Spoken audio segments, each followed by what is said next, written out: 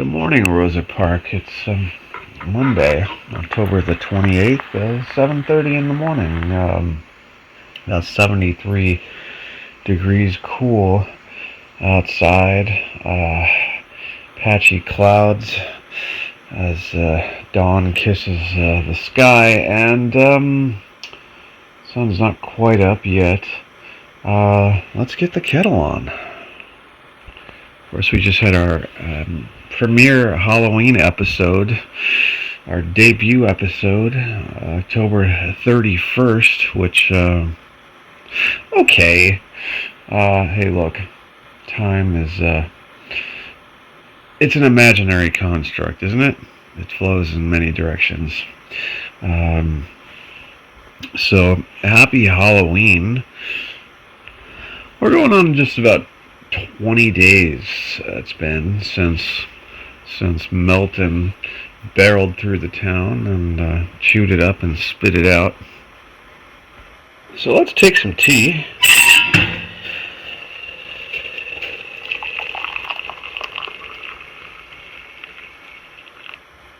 I've got a nice organic oolong here, steeping. It's, rambling in the last episode mostly about the hurricane, and,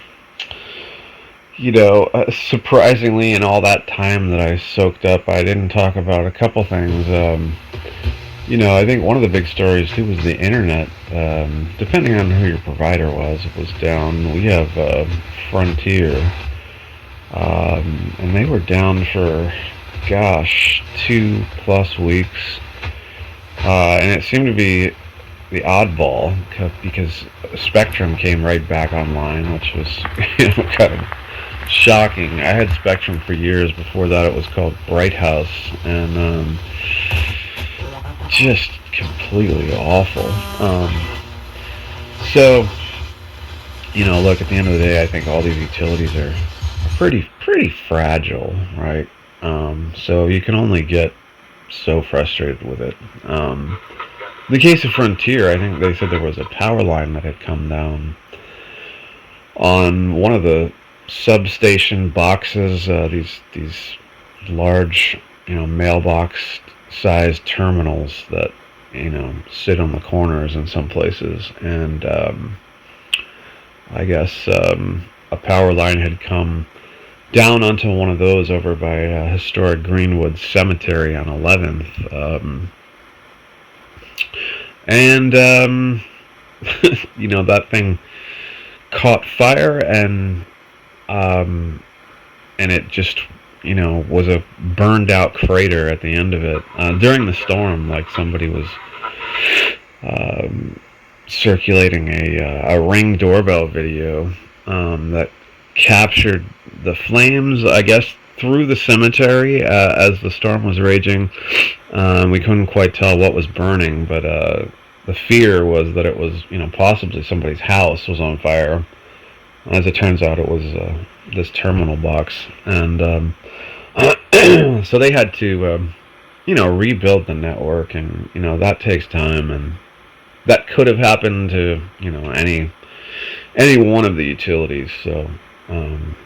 But a bunch of people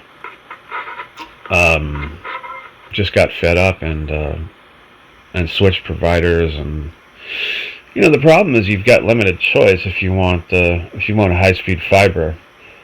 Some networks claim that they have it, and it's only partly true or somewhat true, as is the case with Spectrum. But we just decided to wait and hold off, and Starlink is one option, but it's one of those very uncomfortable products. I think it's convenient. It's but it's I don't know what's with what's been in the news lately. About the creator of that product.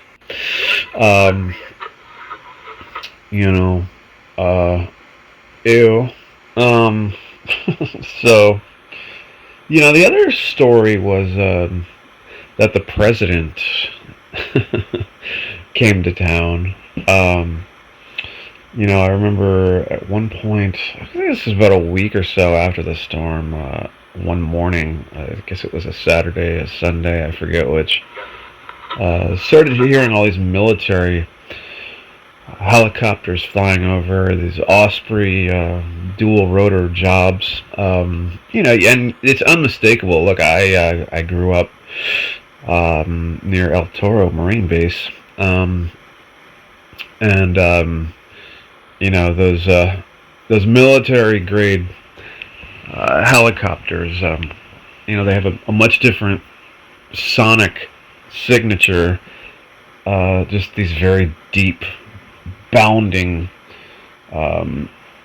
noises, and it just vibrates on a deeper level. And in the case of El Toro, in Orange County, where I was growing up, these big Bell choppers would fly over the house on approach to El Toro, and literally you would have to, it would make all the pictures on the walls crooked, and you'd have to go through the house and straighten them back out again. It's kind of unmistakable. And so I ran outside, recognizing that okay, there's something going on. It's not, and occasionally a Coast Guard chopper will fly over. We're kind of used to that, and certainly Bayflight coming in to the hospital complex just north of us. Those get pretty loud just because of we're right on the approach, to the landing pad, and they in our case they fly in right over the top of the house. That's loud. That's pretty loud, but that's just more of a proximity thing. So I just thought it was weird that there were all these like vertibird, Fallout 4 type things flying over the houses. What's going on? And it went on for a minute, and then a little bit later on, Marine One flew over, and landed at Albert Wooded, and I guess they took President Biden out to the beach communities, and the standard looky-loo, tour. I guess it's one of the privileges of being president, is you get a front row seat of all the national disasters.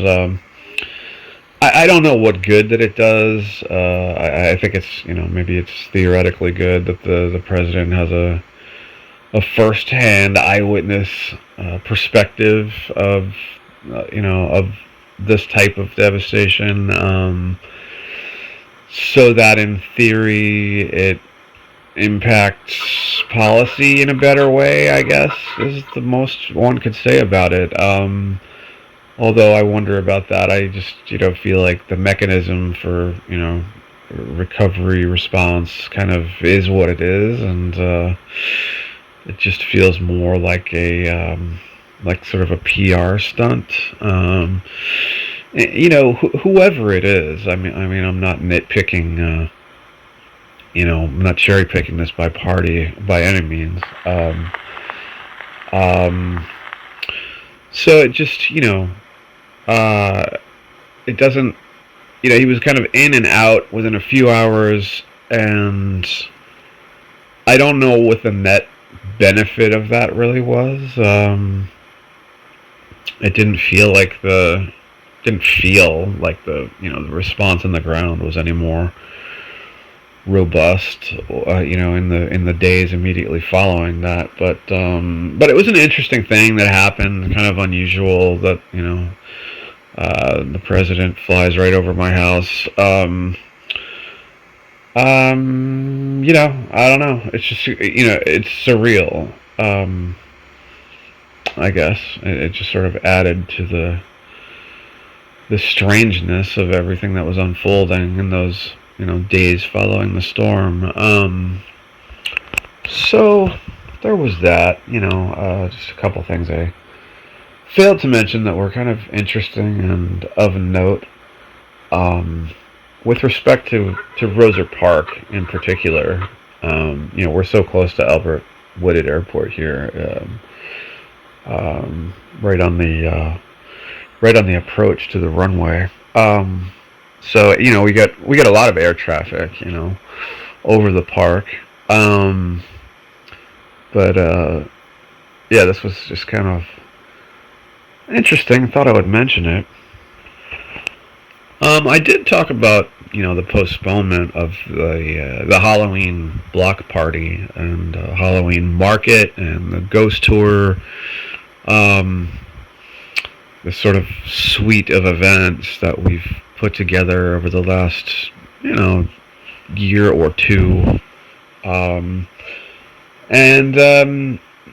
that was a difficult decision. We thought very carefully about it. We argued it from every direction. We considered all of the various options carefully, and I think we landed on the correct decision to push it out to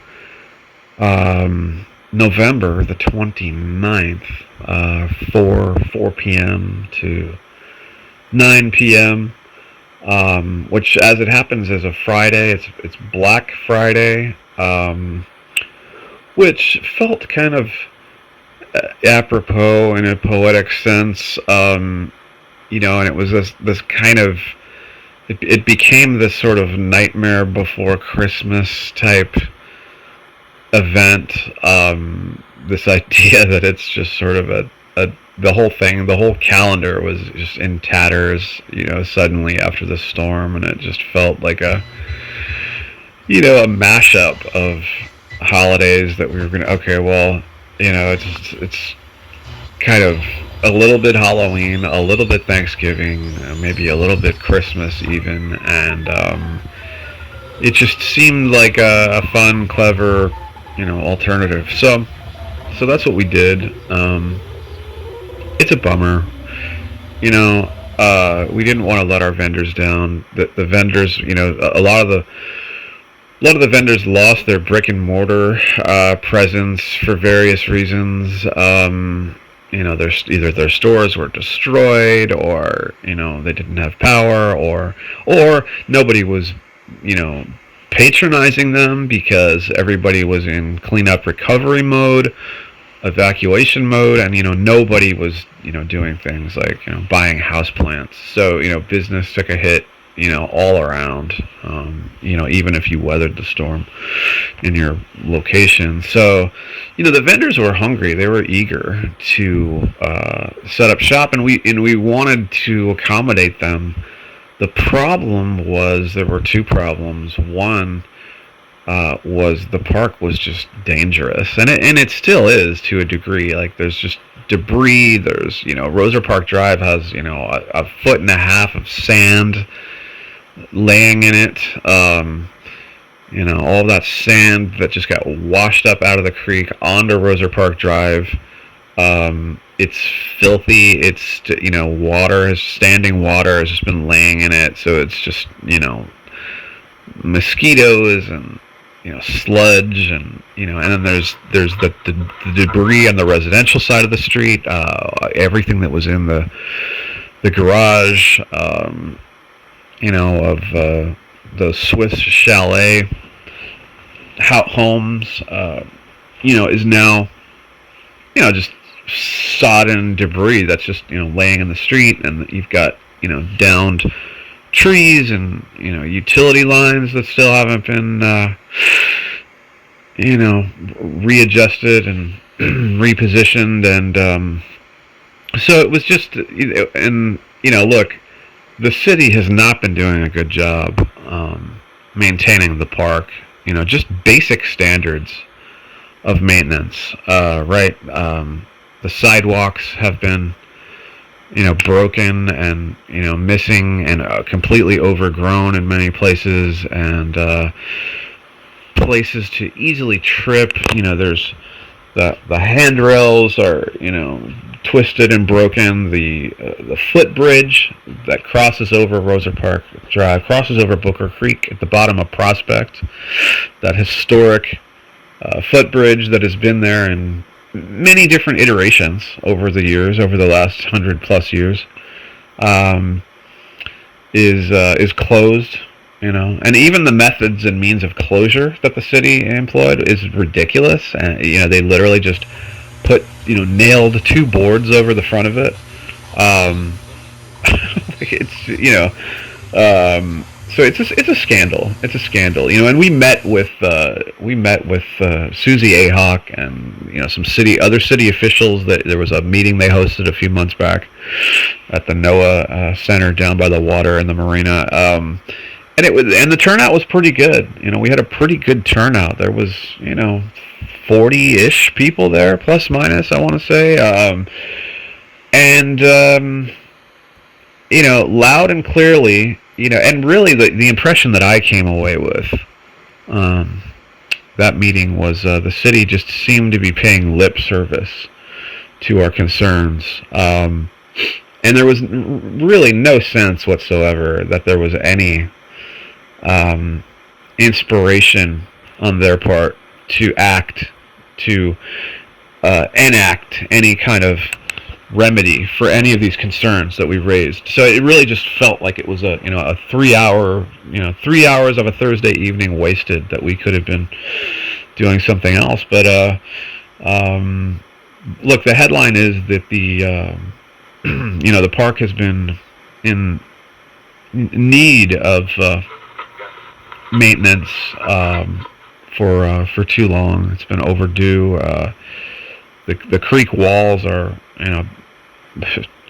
about ready to topple into Booker Creek. You've got ongoing graffiti problems down there, and so even the storms notwithstanding, the park was ill prepared from an aesthetic and functional point of view anyway. And now it's a disaster. So you've got trees that came over that are just twisted and just still 20 days later laying in the park.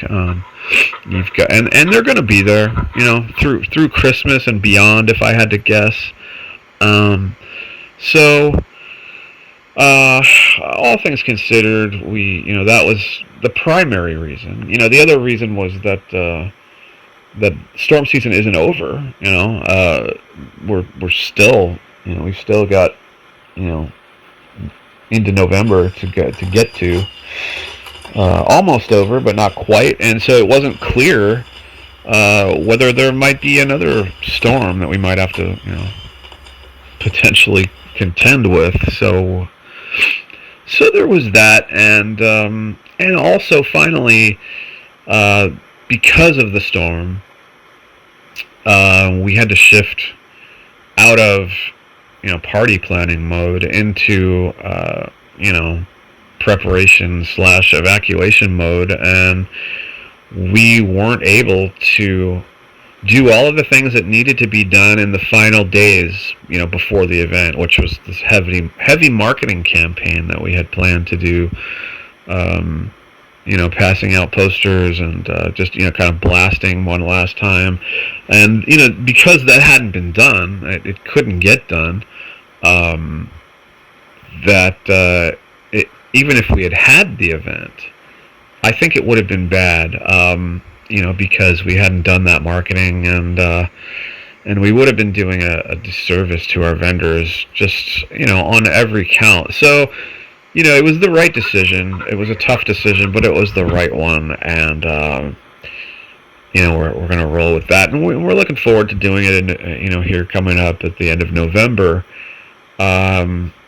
The timing of it is a little bit, it's not ideal, right? Because it's falling right on that Thanksgiving, in the days just following Thanksgiving, and it's, Thanksgiving it's tough. You got family in town, a lot of people are out of town, you've got, trips to the airport that you've got to make, you've got, cooking that needs shopping, all of that stuff. So it's not ideal. It's not, it's unfortunate in some ways that was the date, but there's various reasons that we chose that date. And it is what it is. I think it's going to work. And we've got to just now redouble our marketing efforts. It's a great event. It's it's interesting this year what happened, and it's a little scary that it seems to, the fear is that it, kind of breaks up our momentum, because we're really trying to build and capitalize on the successes of the previous year's events. And so, you worry that you've maybe lost some of your momentum, some of your headwind. It's a setback. I guess, maybe the silver lining is we do get to explore what the event looks like outside of that, week-ish before Halloween. The reason that's interesting and maybe beneficial is because that's a tough week historically. There's October is a tough month generally for events. It's that first blush of fall where the weather, possibly maybe starts to get a little cooler, and everybody wants to spend more time outside, and you've got all kinds of events, the Shine event, and there's all kinds of other Halloween and seasonal events that we're competing with. And it seems like, from previous years' experience, that there's no good date that you can really put on the calendar that isn't inconvenient in some way like that. You're competing with somebody somewhere. So pushing it out into November might be a good thing, for that reason. So we're curious and interested to see what the turnout looks like, and interesting because it was something of necessity, not really by choice. So, and the thinking is that maybe we'll come away with a new set of ideas about what that event date could look like, what we want it to look like, and really what maybe we want the event, the theme of the event to look like. Team Spooky, as we call ourselves, the planning committee, has always had this sort of affinity for Halloween, for the Halloween season, for all things Halloween, and it just has always felt like an unspoken rule that necessarily the event was going to be squarely themed around Halloween. So the idea that it would somehow even share a thematic flavor with another holiday is almost sacrilege, it feels. But it's also quirky and fun, and it's we're just kind of rolling with it, I think, and being open, to the unfoldment of the universe in this way, and I think that's important, and maybe it leads us to a place of even greater success, we hope. So there's that. Lot to consider in that event. There's a lot that still needs to be done. We've got we've got to remake all the flyers, all the posters, and Dom, our El Jefe, the president of our association, was just like, look, let's just take the posters that we've done, that we already have, that we've already purchased. They were printed, they're ready to go, hot off the press when Milton rolled through. And so, it was just so frustrating that, now they've got the wrong information, the wrong date. So, rather than waste all of that material and print it over again, he thought, well, let's just slap like an old, masking tape style craft paper,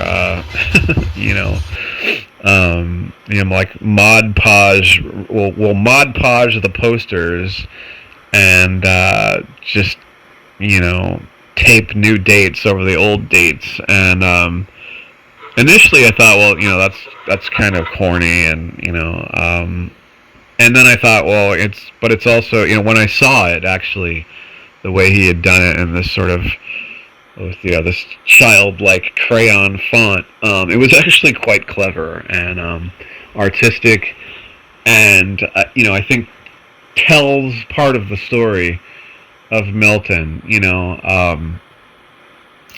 and so so that's what we did, and but we did also have to create some new graphics, and we've got to print some new flyers and get those out quickly. Halloween on Central was this weekend. I didn't go. I just, this weekend was, the last couple weekends have been, we've been kind of taking it easy. There's a lot to do, a lot that needs to be done still. Like most people, our yard is a mess. There's just piles of brush everywhere. It's going to take, weeks to get that stuff cleared. The city's not going to get to it, anytime in the near future. So the best you can do is fill up your own trash barrels with it, and have the garbage trucks cart it away piecemeal, little by little, week after week, and that's the best you're gonna do. So, but there's other stuff. The inside of our house is still messy because we evacuated in such a rush that we tore stuff apart. Now you've got to put it all back together. And, so, there had been a cleanup of Greenwood Cemetery that was organized. And my wife spent some time. I wasn't able to attend, but there were a number of people that showed up, and just because before the storms, the cemetery needed some help. It's pretty ragged. Apparently, there's not a lot of money in the trust for that cemetery to see to the maintenance, and so. The ghost tour is featuring so prominently as part of this event. It's important that that cemetery is as presentable as we can make it. And we have limited ability to do that because we, historically, the neighborhood has not been on such, ideal terms with the trust and with the people that are, on the board or what have you of the cemetery. But I think that ice has begun to break, and there's some things in motion that hopefully moving forward into the future we'll be on better terms, and it'll be more of a cooperative partnership. But it's just unfortunate because all this effort went into cleaning up what we could, and picking up sticks, and clipping back some of the overgrowth, and then Milton and Helene and Milton roll through, and it made it so much worse. The cemetery sustained a fair amount of damage. There were a number of trees that came down. The walls are in disrepair. So it was just a setback all around, and that was another reason that the event didn't seem auspicious for that original date, and it was a bit of a head scratcher, the hurricanes notwithstanding, whether or not it was presentable enough. Really, it's in pretty bad shape, unfortunately, and hopefully that's going to change. 1897, that cemetery was established. It's been an integral part of the ghost tours It's an important part of historic Roser Park, and it's a great it's a great asset. Um, if one could think of it as an asset, I mean it's a great aspect of the neighborhood, right? A historic cemetery. There's a lot of original movers and shakers important to the St. Pete um, early years. Are laid to rest there. Former mayors, a lot of um, Civil War veterans, um, and so it's kind of a shame that it's been so neglected, and that is one of the real benefits, I think, of the ghost tour, the efforts, the historic Roser Park, uh, block party, the Halloween. It's all an important part of the education.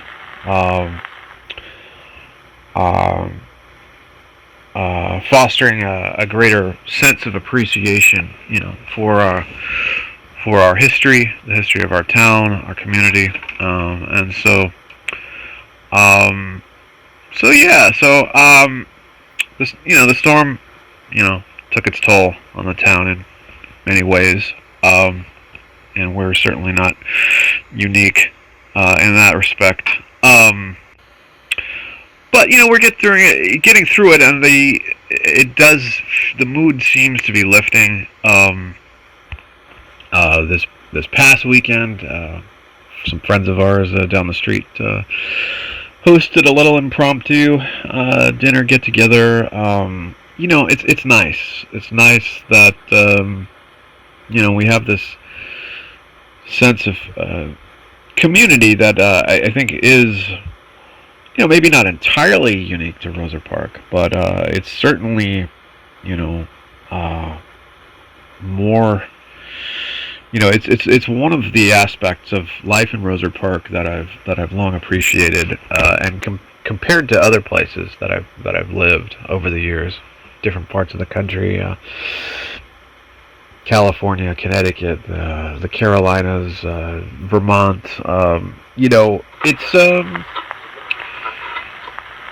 It's really something that's grown on me, and that I've really, as I think about other places I've lived, that I feel like it's unfortunate that there aren't more communities that have more of a robust spirit, a more lively spirit of community. I can, think of, I think maybe all of the places that I've lived apart from here. Maybe I knew my next door neighbors,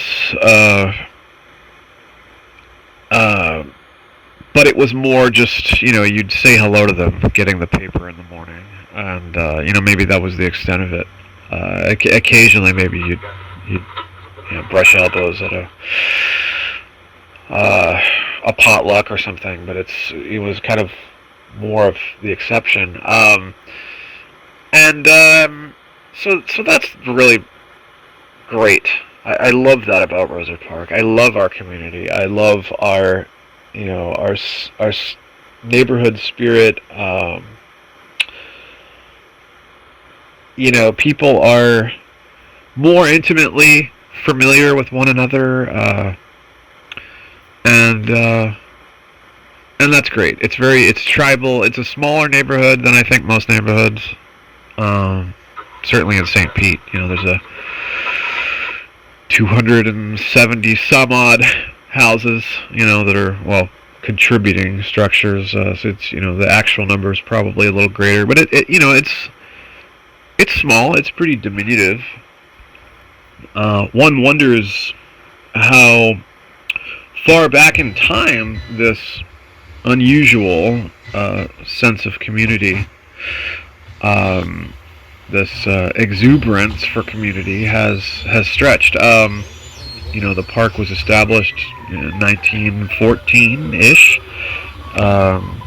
Maybe a little bit older in its conception.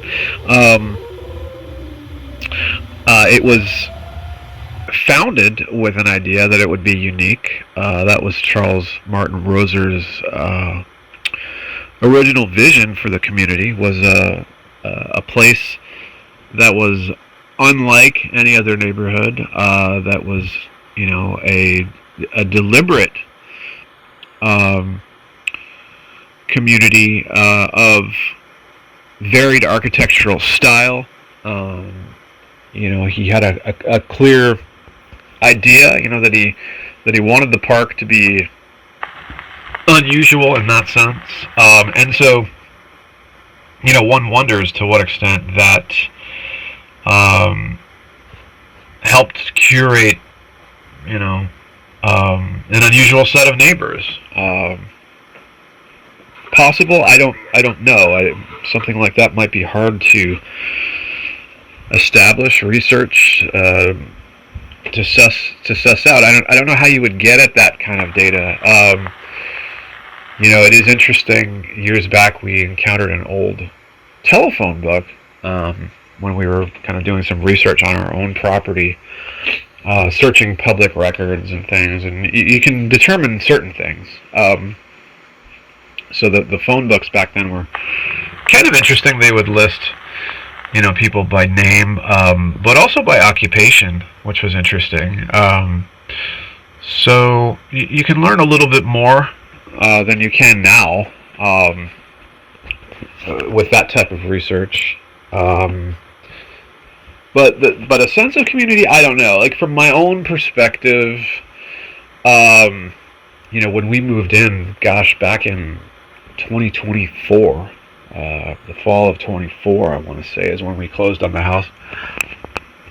There was definitely a sense of community, a strong sense of community, strong community bonds, and, which was immediately appreciable, and something that we enjoyed. And, look, not everyone avails themselves of that. People are people, and, some people prefer more of a private existence, and but on the whole, Roser Park has always been, as long as I've known it, kind of effervescent in its community spirit. And I guess my impression at the time, crime was more of a concern back then. It was bad. Crime was pretty bad in this neighborhood when we first moved in back in the early 2000s. So bad that we had a very robust neighborhood watch. We had a crime committee. We had regular meetings about mitigation of crime. There were a lot of car burglaries. There were a lot of residential burglaries. There were assaults. There were and on occasion it would rise to a level where, I would question the wisdom about living here. Okay, do I really want to live here? Is this, how do I feel about an existence where I have to be hyper vigilant?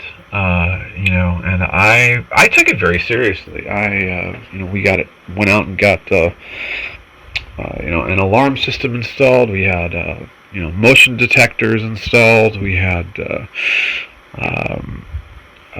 security cameras. I think our house was one of the first, if not the first house with a security camera system in place. I think back then it was pretty rudimentary. It was pretty analog technology. VCR, sort of would remind you of an episode of like Law and Order or something from the early 90s or late 90s, where they would confiscate the the videotape from the convenience store that had been robbed. But one time I saw a guy walking down the street with a a plasma screen TV on his head, just casually strolling on down the street, just brazen, and the police response time was not terribly good, and for the most part, by the time the police would arrive, there was nothing for them to do except listen to you tell an interesting story about how you no longer have a bicycle, and so what I'm getting at here is my impression at the time was that it was this sort of wave of persistent crime, which would always peak around the summer months, when the kids would get out of school. The mischief would elevate, and we would have to do things that we were it forced us as a community, right, to be more proactive. It forced us to circle the wagons, to deal with this problem of crime. So it had, in the one sense, it was not an advantageous feature of the neighborhood. It was not an attractive feature, and it made the neighborhood a very undesirable place to live. And it had that reputation. In fact, our realtor at the time, when we were looking for houses, we found the address in Roser Park, which is an interesting story in and of itself. And I'll tell that story at some point. How we unearthed the hidden gem, the hidden jewel of Roser Park, owed to Kai Warren. I think for the most part, a past president and my neighbor and good friend for many years. I'm proud to say. I digress. It was not a desirable place to live, and our realtor at the time, actually, when we gave him the address, we want to go look at this house in Roser Park, and he said, "Oh, no, you don't want to go down there. You don't want to look at that house in Roser Park." No, yeah, we do. And I think there was a racial component to it, a socioeconomic component to it. The perception at the time was, south of Central, you do not go.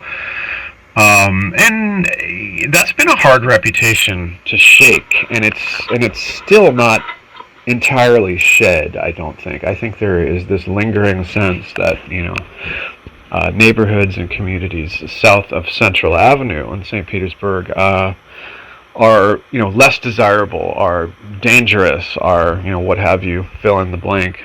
And I don't think enough people talk about this, right? And it's something that should be discussed. Those attitudes are have begun to shift and change. And I think in the case of Roser Park, those attitudes have shifted, owing greatly to the effort, to our efforts as a community to tackle the problem of crime. And I'm not suggesting that we, single-handedly solved it, but my original point was that, it had this sort of, there was this irony about Roser Park, right? Because on the one hand, it was not desirable. It was not a desirable place to live because there's too much crime, and regardless of what you think about, those issues, the reality was there was a lot of crime, and the proof was in the pudding. Like, you could, just factually look at the statistics, which we did look at. We had a community officer that was assigned to Roser Park that we would meet with, our police liaison, and the data was pretty clear. Crime was, relative to other areas, was pretty markedly high. The data was skewed in some ways because the hospital right up the street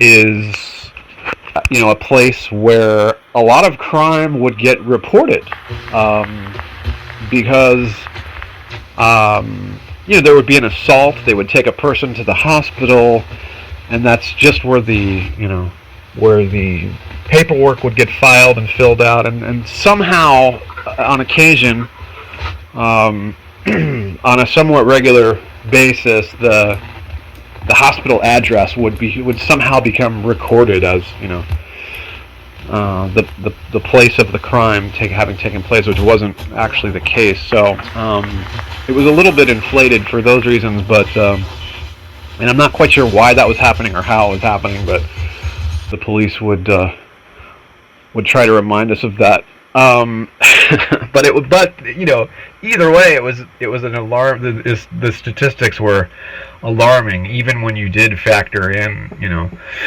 some of the false data points. But the point I was trying to make was that you had a unique situation in Rosa Park where it was not a desirable place to live because of that.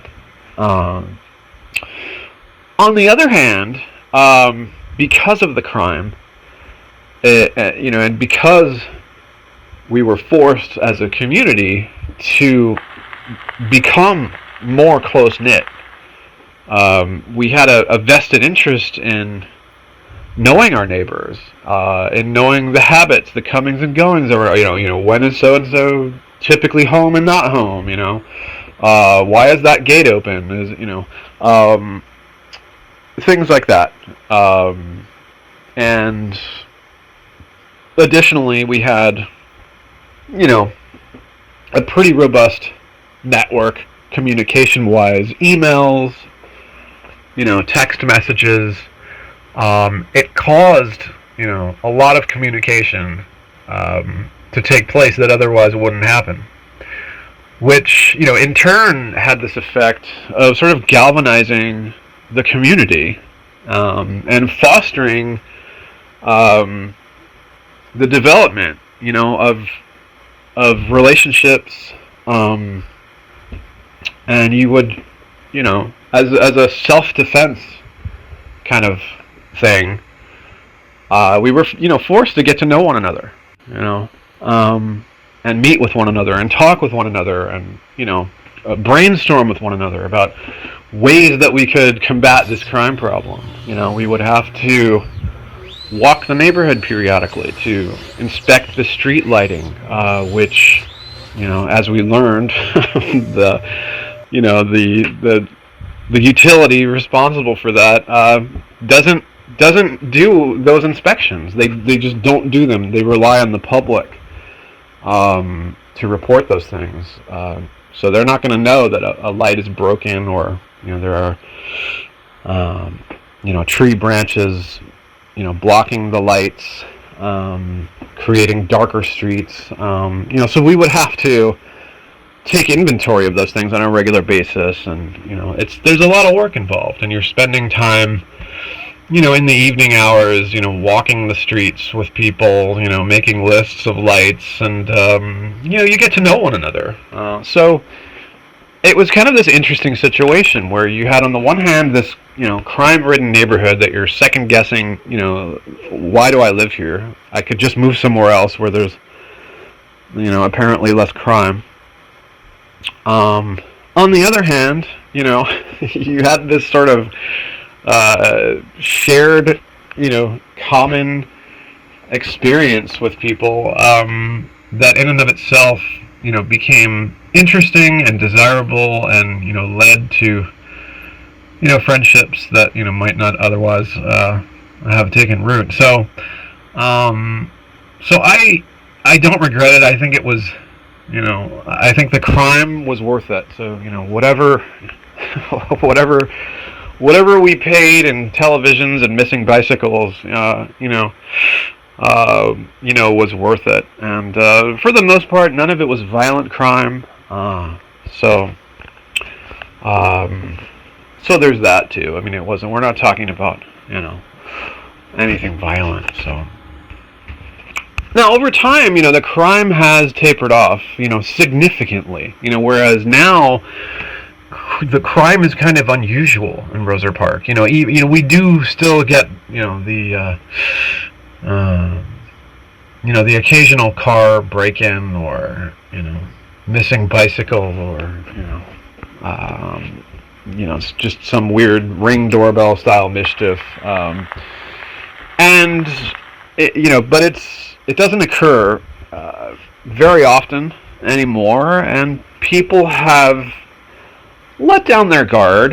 There was a period where, when immediately after the crime had started to taper off, that many of us remained vigilant.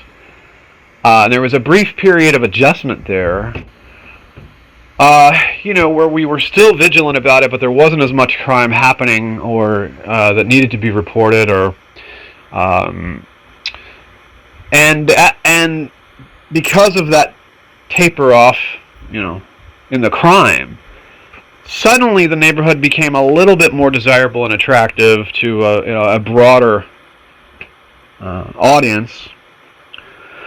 And you had more people moving in of maybe a different mindset, that kind of lacked an awareness and appreciation for the earlier struggles of crime. They didn't have, that perspective. And I think that, that kind of created some tension. Because there were still some of the old guard that were hyper vigilant and were kind of remaining on guard. Because let's face it, we were used to those, peaks and valleys of crime. So just because crime would taper off, we wouldn't relax in those situations typically. But crime tapered off, and it kind of remained, on the decline, which is great.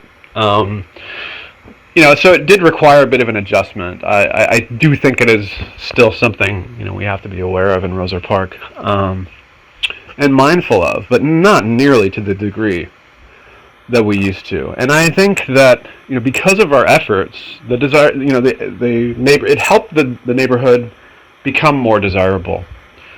I think that, the newer neighbors that are, less wary about it, enjoy the benefit of that effort. And so that was kind of frustrating from our perspective, the perspective of the old timers, so to speak, that had been here and had, on the frontier, because you really did have to have kind of a pioneering spirit back then. You had to be a bit brave, a bit bold, and it was a sacrifice, and required a lot of extra expense, extra effort, and so there was kind of a sense of for me it was kind of annoying in one sense, that these newer folks would move in with not so much an appreciation for the way the neighborhood had been, enjoying and then now these folks are enjoying the fruits of our labor, which is great, on the one hand, but then we would have these criticisms leveled at us, like, oh, you're I had a situation where I'd reported a suspicious person, some suspicious activity, as we were in the habit of doing, and just blasting that out across the email and saying, hey, be on the lookout. I saw this, what have you. And look, those things are always subjective, those things are always going to be subject to interpretation, and not everyone is going to agree on what's suspicious, what's not suspicious. There's racial components that come into it, but the conversations got suddenly tense because you had these kind of, I don't want to call them factions, but you had one mindset, kind of opposed to another mindset, And, look, it worked out over time, but the long story short is that, as crime has diminished, the sense of community it's still very much alive. It's still there. So in a sense, I don't know to what extent, the crime, really galvanized the community. Certainly it did. But I don't know it. I don't know that it was fully causal. I don't know that that it was the only thing. And hopefully it's not the only thing, right? Certainly an important factor. Switching it up to a nice Darjeeling, the champagne of teas, on this Monday morning. Was doing the coffee thing for a while. I kind of ping pong back and forth between coffee and tea, and right now I'm on a tea bender. Haven't had a good cup of coffee in a while. But look, Roser Park, it's long been active. We have long put on events. Years ago it was art in the park. Back in the day when it was Jim Valone over there on the top of Prospect. These are some old names, and the neighborhood politics back then was a little tumultuous.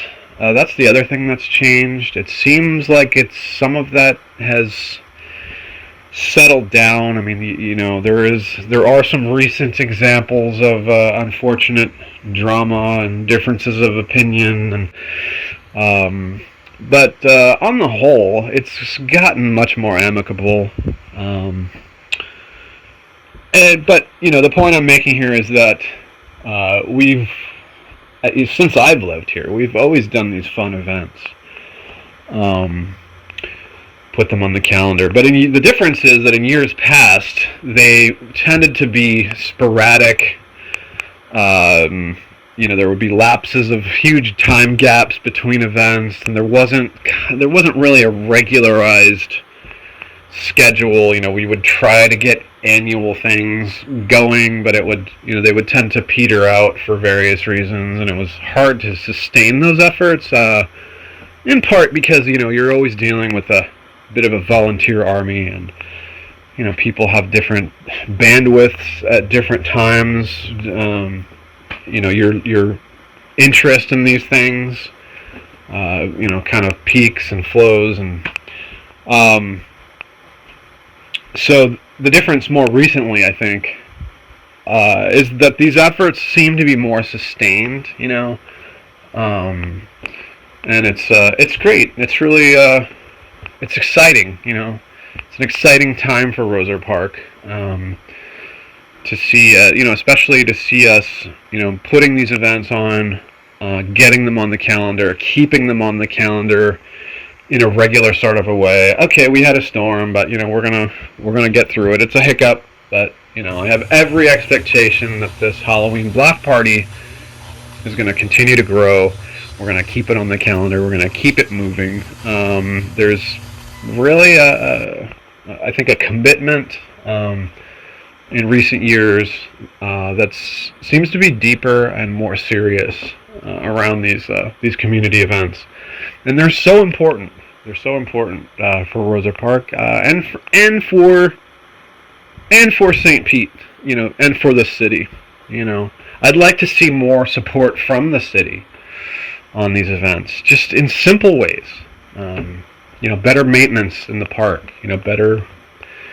Because look, we're talking about our tax base, and I'm not going to get political about this, but we could use the help, guys. But it's ultimately, look, these are creative endeavors. It's a creative spirit. It's the spirit of creation that we're trying to just keep it alive and well in Roser Park, and continue to grow that sense of community spirit. Continue to tap into it, expand it, share it. And it's really inspiring. It's inspiring to see how many of our neighbors are willing and able, and just enjoy spending a lot of extra time.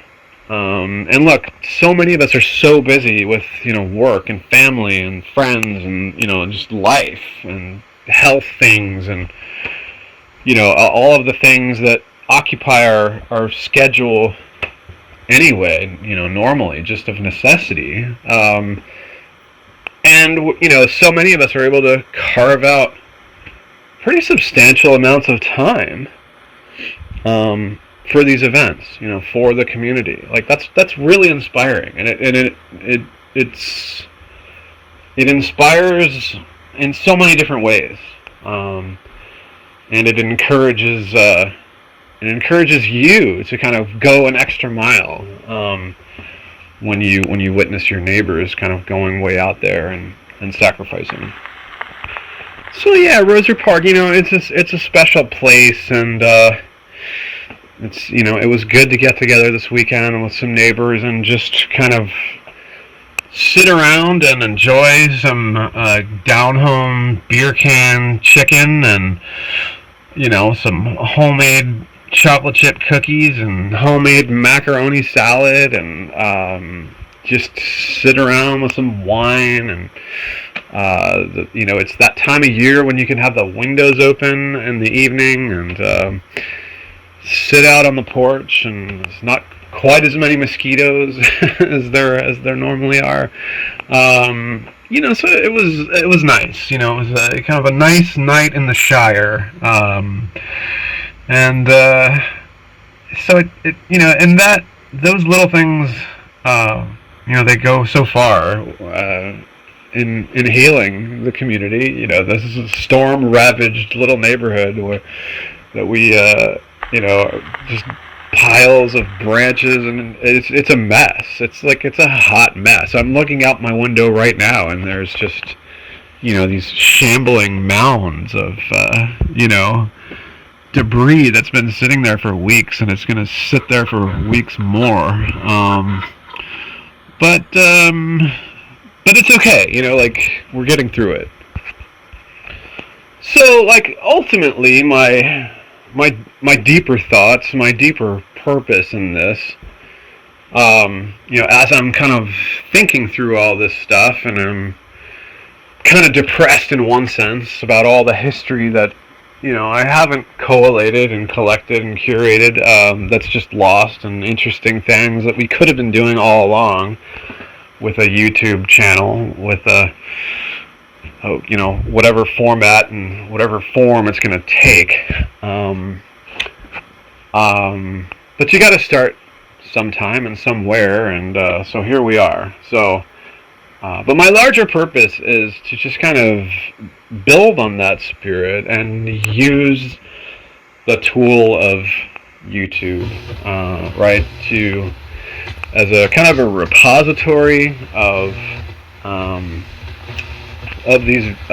this community spirit, an outlet, a PR tool, certainly, a means of sharing Rosier Park with, the outside world, and vice versa, disseminating important dates and events, things we have planned, kind of a live-ish conversation online, and another brick, in a sense, right? Another brick in the architecture of the community of Rosier Park, an important brick, hopefully. So my thought is to expand it, to grow it, to also be careful not to put too many expectations, or too rigid of a framework, around it that it misses an opportunity to shift and evolve into something different, or more useful, more substantial, broader. So I really just kind of conceived this weekend and just threw it out there. So I do like the whole playable on demand aspect of it, the podcasty type of a thing. Of course, with YouTube, there's the visual component of it, but at least initially, I thought, well, maybe it's more useful as kind of a talk radio type format. Just something people could have on and stream and listen to, and in the background while they're doing something else more important, hopefully. And the way I think about this, my only expectation, hopefully, is that there'll be opportunities for this format to, grow and expand and become something, hopefully more useful, and hopefully more interesting, hopefully with a broader audience. We'll see. And if nothing else, we have, hopefully a record of, some sound bites, right, of life in Roser Park. I have some other, sort of general thoughts about the format.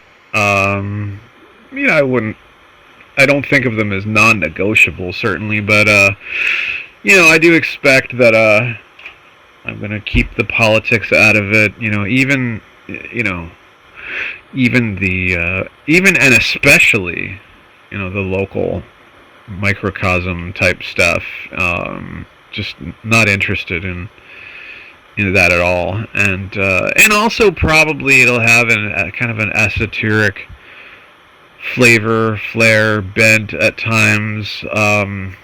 Look, I do feel it's kind of loosely tied, maybe we'll say, to the Halloween block party event, the ghost tours. I kind of think of it as something kind of unique and outside of that at the same time, but certainly, look, St. Pete's most haunted neighborhood. We're going to talk about that on this channel, faux show. Excited about that. But I also think there's room for, all kinds of episodes, all kinds of discussions. I have all kinds of ideas. If you have ideas, let me know.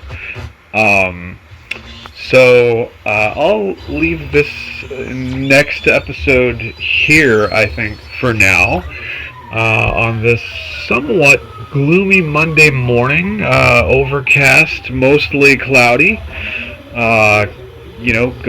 Just here on the cusp of Halloween, our favorite time of year in the park, my favorite time of year, in or outside the park. So looking forward to that. Happy Halloween. Happy trick-or-treating. Be safe. Be scary. And I will see you very soon, back for another episode on historic Roser Park Radio that you've been listening to. I'm your host, Wes Eddy. Bye. Bye-bye.